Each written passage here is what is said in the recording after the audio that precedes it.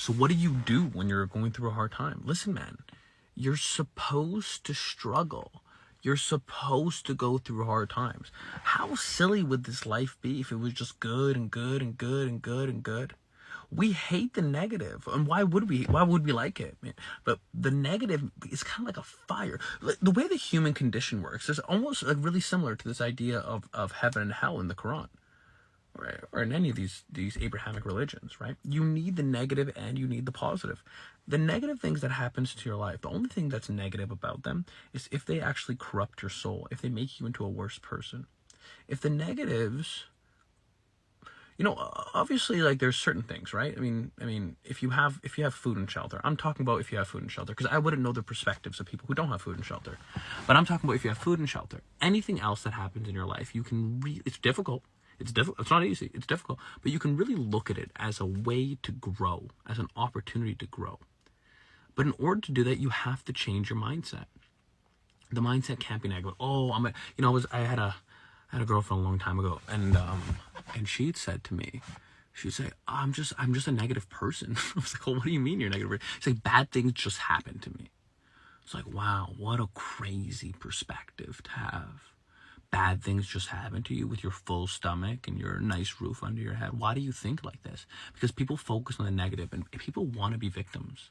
That's the thing about human beings. They want to be a victim. Don't be a victim. You're not supposed to be one. Think of the negative things that you're going through as an opportunity for you to grow. Think of your soul as you're in a manufacturing plant. You're in a place to grow. Think of the earth as if you're in a womb, still developing your character. And think of death as an actual awakening.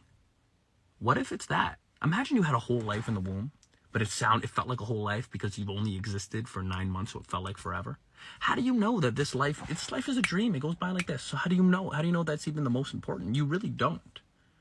You don't. But you do know that you exist right now. And you do know that you are, I can say this to everybody, you are going to go through bad things. You are going to go through good things. This week, I know I haven't made videos. This week was horrible for me. Horrible. And I needed to take some time and really think. And maybe, I talked to my buddy and I said, hey man, maybe this is God's way of showing me that my center is weak. And what I mean by that is, like, good things are going to happen to you in your life, and they're going to pull you this way. And then bad things are going to happen to your life, and they're going to pull you this way. And they're going to give you anxieties, good emotion, negative. But hey, fix your center. If you come with the philosophy that you come from the source being God, but you come from the source, and whenever it happens to you is neither good nor bad, but rather as a test. So the bad things happen to you in life, and the good things happen to your life, and it's a test to see how you're going to react. Obviously, you're going to feel bad about them. Obviously, you're going to feel like it sucks, or you're going to feel like certain things are good or bad. But if you hold on to the idea that God is testing you, and this place is a soul manufacturing plant, then what can be bad? The only thing that can be bad is your own actions while you go through life. So don't let this place corrupt your soul. You can't let this place corrupt your soul.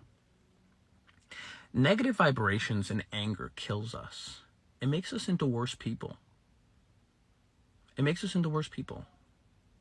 this is why in the Quran God is so harsh on the disbelievers, on people who are really bad to Muslim people, or to people in general. God seems to be really harsh on them. Maybe it's God will take revenge so you don't have to.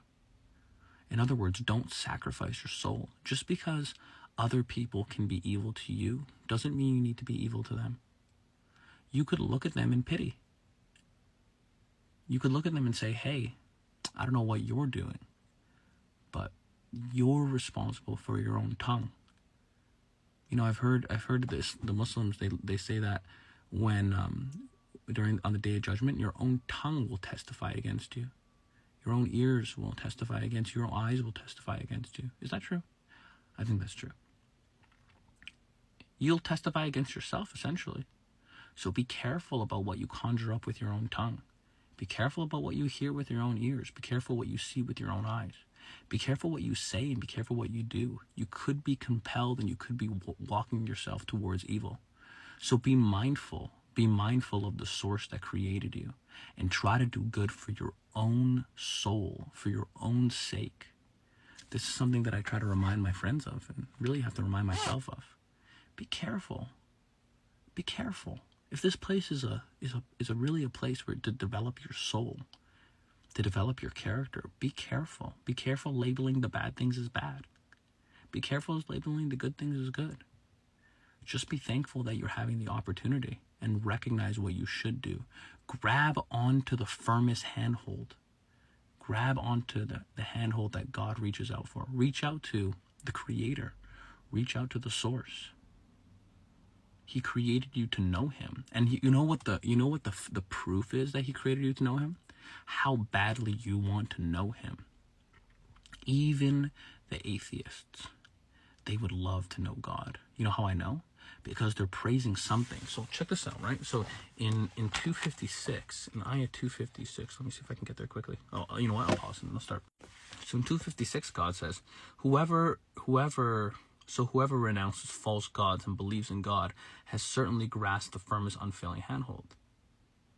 And then he also says in the beginning, let there be no compulsion in religion, for the truth stands out clear from falsehoods. Whoever renounces false gods and believes in God has certainly grasped the furthest unfailing handhold. Okay, so what does that mean? That means that there's other things. So if God is the source and God creates everything, that means there's other things that you're going to praise but God. And those things are going to lead you astray. They're going to lead you off the wrong path. Why wouldn't they? They're not God. They're created as distractions off the straight path. So if you look again, if you go to Fatiha, God says, you alone do we worship, and you alone do we ask for help. God is on the straight path, the path of those who are blessed, not the ones who displease. So there's a straight path. And the straight path is the one towards God, grabbing the firmest handhold. The crooked path is following false gods. You destroy your own soul because you go the wrong way. What are you going to do? You're going to chase this celebrity. That person doesn't care about you. You're going to chase this dollar. That dollar will end up betraying you at the end. You can chase money, that's fine, but don't let it become a god. Follow God. Follow the source. Figure out what you were created for. Were you created to just be a manufacturing device, working, and only judged by your output? Are you just a robot? Or do you have a soul? Are you an individual? I'm curious what you guys think about this. Peace.